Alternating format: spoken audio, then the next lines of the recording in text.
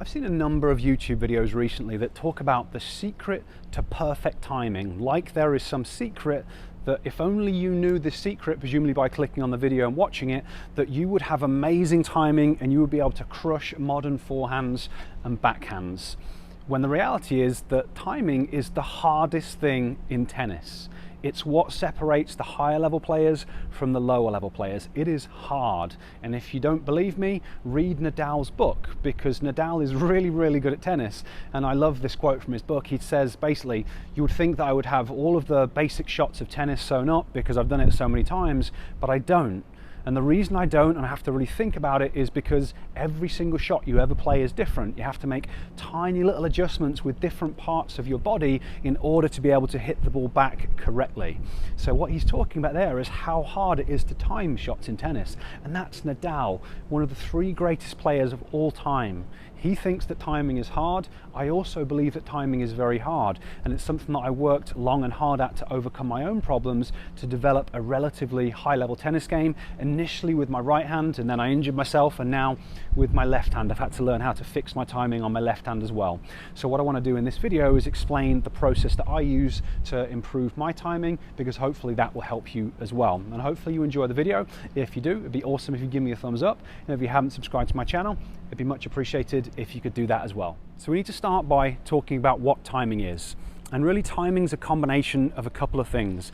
It's a combination of starting your swing at the right time relative to the ball that you're dealing with, and then sequencing your kinetic chain correctly so that you can create racket head speed efficiently and make contact with the ball in as ideal a position as possible relative to your body. So if I'm thinking about the forehand, I want to have used my kinetic chain properly. I've got to have started my swing at the right time so that I can drive through my hip, then my torso, then my arm's going to come through, and I've used all of the big muscles to create the racket head speed. So now it's mostly the racket traveling with kinetic energy and just a little bit of muscular effort as it makes contact with the ball. So all the hard work gets done initially, and now I make contact with the ball and it creates a lot of power and spin because of the timing component, the timing of the sequence of the movements and when I started the swing and when I made contact. Same thing on the forehand and the backhand, it just looks a little bit different.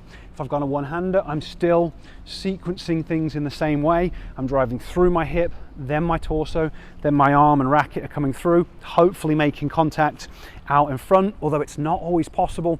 Sometimes your opponent just hits an amazing shot and you have to do what you have to do to be able to get the ball back.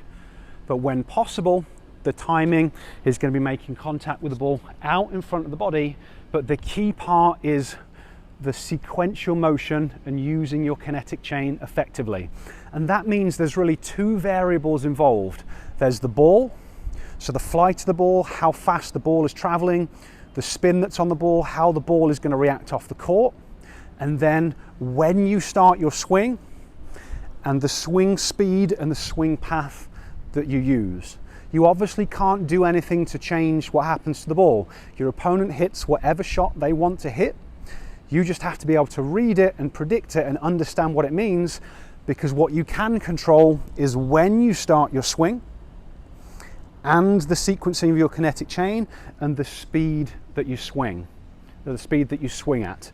So that is kind of timing and how to think about it. So what I want to do now is talk about how to improve each of the aspects that can be improved. So you can't do anything about the flight of the ball. Your opponent hits whatever shot they hit. Your job is to try and read the flight of the ball as quickly as you can to understand what the speed, the spin, the trajectory means, so that you can set up in the right position and start your swing at the right time and make the necessary adjustments. And that's a skill that you have to train very specifically. I'm going to talk in a moment about how I did that with my left hand. But something else that's going to be important is how your visual system is functioning. So you have the on-court skills training component, but you also need to have a visual system that functions well enough to enable you to train that skill. To help you with that, I've created a free Tennis Vision starter program. I'll place a link to it up there, and I'll place a link to it down in the description, because most players' visual systems don't work well enough to allow them to read the ball well enough, and that's one of the big things that holds them back in terms of the timing. So now I want to explain how I fixed my timing or developed good timing with my left hand. Obviously the first part of it was improving my visual system, and I did some work on my coordination, but I'll talk about that in a moment. But then in terms of the on-court work, I did a lot of ball machine work. Obviously the hard thing is that every shot you deal with is different. You have to get used to reading the flight of the ball and then starting your swing at the right time and making the adjustments. So the way that I went about it was to kind of feed specific shots, and the difficulty I was having is that I was late on my shots, forehand and backhand, and this is the same problem that all players have. Nobody pretty much is too early on the shot. The issue is that players are too late. Because of that, they don't have time to sequence the kinetic chain properly, and they end up arming it and getting jammed. So that's basically the problem that we all have to fix. So what you need to think about is the timing of the start of your swing. So I'll demonstrate it right-handed just because most players are right-handed. You have to think about the timing of the start of your swing. Obviously you also have to be prepared and set up in time. I'm not going to go into the preparation too much here because I've got a lot of videos that talk about it. I'll link one in the description. But providing your setup in the right position in time, it's then when do you drive through your back hip? So if I'm hitting my forehand, when do I drive through my back hip to initiate the swing? If it's an open stance, it's the outside leg. When do I drive through my hip to initiate the swing? If I'm hitting a backhand, when do I drive through my hip to initiate the swing? And you have to time that based on the ball that you're dealing with. And the way that I had to think about it was feeding myself balls with a ball machine. So I would feed a certain type of feed with a certain length, certain amount of power, certain amount of spin, and then I would basically try and improve my timing for that type of feed. And normally I would start by hitting it late, and then I would have to think, okay, well, when am I starting my swing? What's happening to the ball? And I like to think of it in terms of, do I need to start the swing before the ball bounces, as the ball bounces, after the ball bounces? And that's going to change based on the ball that you're dealing with and the way that you're trying to hit it. So say I feed myself a low hard ball and initially I miss, or I'm a little bit late on my shot because I started my swing just as the ball was bouncing, which is a tip that you sometimes hear online. But I'm late. So I know that for this feed, I have to start it before the ball bounces. So I would do that over and over again, thinking about when to start the swing. So I'm watching the ball come, okay, it's about to bounce, start the swing, very consciously thinking through it until I fixed the problem with that particular feed. And maybe that would take me, one full ball machine's worth, and then I would move to the next option. So now maybe I'll feed it a little bit higher with more spin. So now it's bouncing up, and I would go through the same process again. So on this one, I would do what I initially did naturally at the start, and then, okay, am I late on that? Right, I need to start my swing earlier. So I was starting my swing at this point. Now I need to start my swing just after it bounces because the ball's coming up and back down. So I would work on that until I was able to do it with that ball.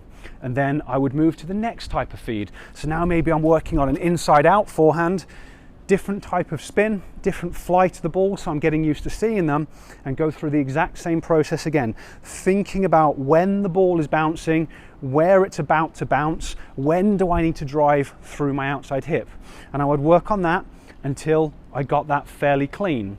So I did that with single feeds to start with. So I've just got kind of one ball that I'm working on.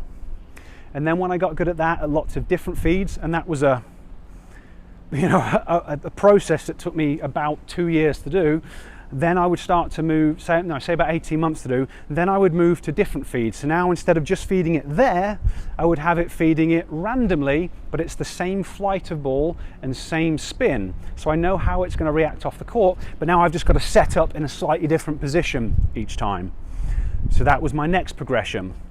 So I did that, and I kept on going at that, doing it over and over again until I got to the point where I was able to do it in rallies against real humans that were hitting the ball where they wanted to.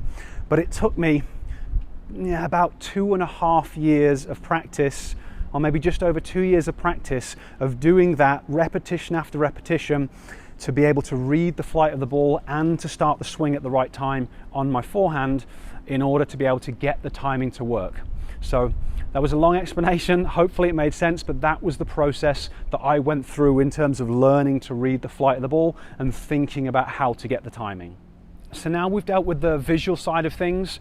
we've still got one huge variable and thing that's under your control, and that is going to be the speed of your swing and the swing path. And this is where things get tricky. As Nadal said, every single shot is different. You have to make adjustments on every single shot. So yes, you need to start your swing early enough or it's not going to happen, but then you need to be able to sequence your kinetic chain in the right order and adjust the swing path on the fly, because sometimes the ball takes a bad bounce and you just have to adjust for it. And that comes down to your degree of coordination. So for me, with my left hand, in addition to the on-court practice that I did, I've had to do a lot of work to improve my coordination so that I can use my kinetic chain effectively.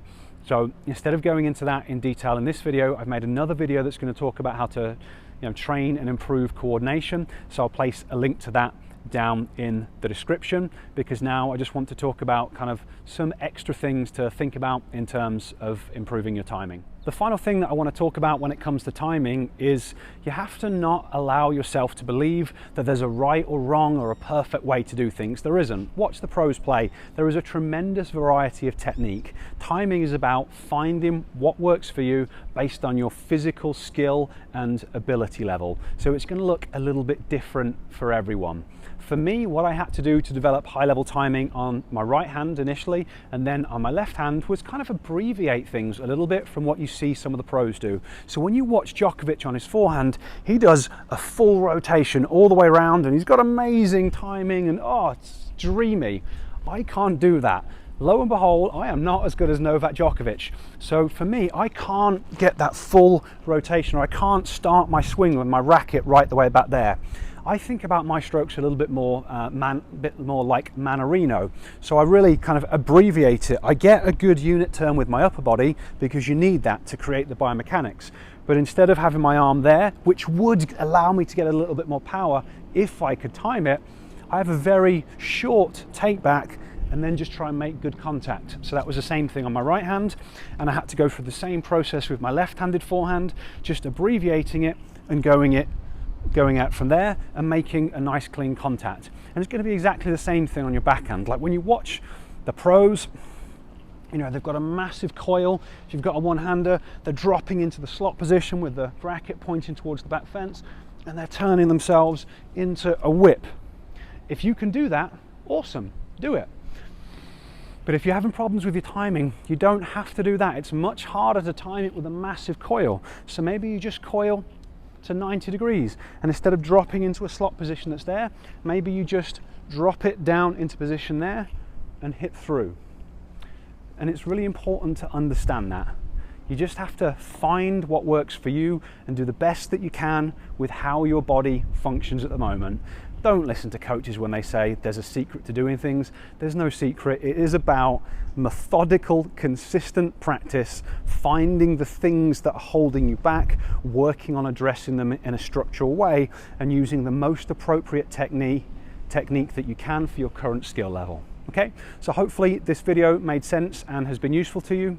I would love any feedback or comments if you could leave them down in the comments section. I always like to read those. If you did find it helpful, give me that thumbs up. And if you haven't subscribed to my channel, it is much appreciated if you could do that as well.